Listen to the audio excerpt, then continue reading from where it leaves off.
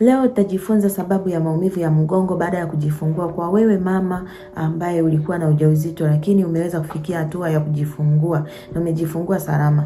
Na ni muhimu zaidi njia salama ya kupunguza maumivu hayo nyumbani. Ikiwa sio hospitali, lakini pia unaweza kujitibu ili uweze kukaa sawa. Hakikisha unatazama video hii hadi mwisho ili uweze kupata suluhisho la tatizo hilo. Kwa nini maumivu ya mgongo hutokea baada ya kujifungua? Baada ya kujifungua mwili wa mama hupitia mabadiliko makubwa, na sababu kuu ni pamoja na hormones, mjamzito kulegea viungo na misuli, lakini pia kuna kuchoka kwa misuli wakati wa ujauzito na wakati wa kujifungua. Pia kubeba mtoto mara kwa mara, kukaa au kunyonyesha kwa mkao mmoja na usio sahihi, lakini pia kukosa mapumziko ya kutosha na kwa wakati sahihi. Hizi zote zinaweza kusababisha maumivu ya mgongo. Dalili ya maumivu ya mgongo kwa wewe mama ni yapi?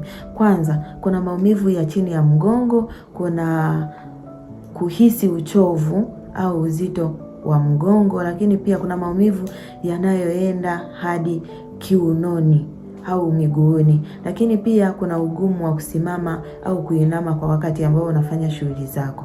Na njia ya kupunguza maumivu ya mgongo ni kama ifuatavyo.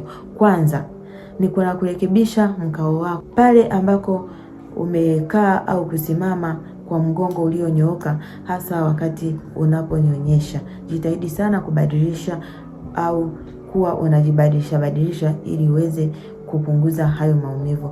Tumia mto kusaidia wakati wa kunyonyesha. Kuna mito ambayo iko mizuri kwa ajili ya kunyonyeshea. Tumia hiyo, itakusaidia sana. Lakini pia hiyo inasaidia pia kupunguza pressure kwa wewe mama ambaye unanyonyesha na maumivu ya mgongo. Lakini fanya mazoezi mepesi ambayo utayafanyia nyumbani ili kurekebisha mgongo wako na kuwa sawa. Epuka kubeba vitu vizito pale ambako unakuwa umejifungua. Lakini pia pumzika vya kutosha. Kutumia maji ya moto au baridi, kuweka kitambaa cha moto au baridi mgongoni ili kupunguza yale maumivu ya mgongo wako. Lakini jitahidi sana kupata massage ya taratibu, ambayo massage inaweza kusaidia kupunguza pia maumivu ya mgongo wako. Na lala kwa mkao sahihi ambao ukitumia godoro inayofaa, lakini pia ulale kwa upande ukiwa na mto katikati ya magoti au kati ya magoti. Epuka viatu visivyo na sapoti nzuri, hivyo vitakusaidia kupunguza maumivu ya magoti. Nafanya mazoezi ya kuimarisha tumbo. Hii ni nzuri sana. Kwa baada ya kupata ruhusa ya daktari, anza mazoezi ya kuimarisha tumbo. Ni lini umuone daktari au utupigie simu? Pale utamuona mtaalamu wa afya maumivu yatakapokuwa makali sana au yakiwa zaidi, yanadumu kwa muda mrefu, alafu pia yanazuia kufanya shughuli zako za kila siku. Jitahidi sana umuone daktari kama maumivu yako yanakwenda hadi miguuni na kusababisha ganzi, ni mbaya zaidi.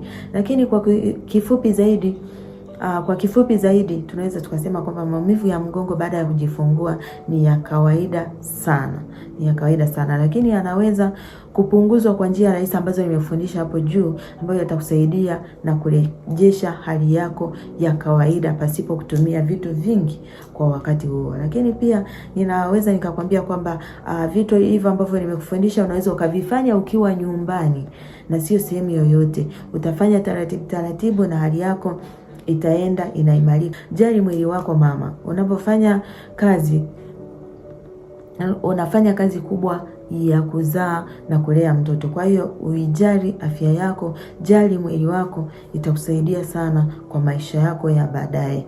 Kama umejifunza kitu hapo kwenye hii video, hakikisha una like, lakini pia usahau subscribe na kushare hii video kwa wamama wengi ambao wanateseka na changamoto ya mgongo, changamoto ya kiuno, lakini pia hawajui wafanye nini na wanatumia dawa nyingi za kutosha. Karibu sana.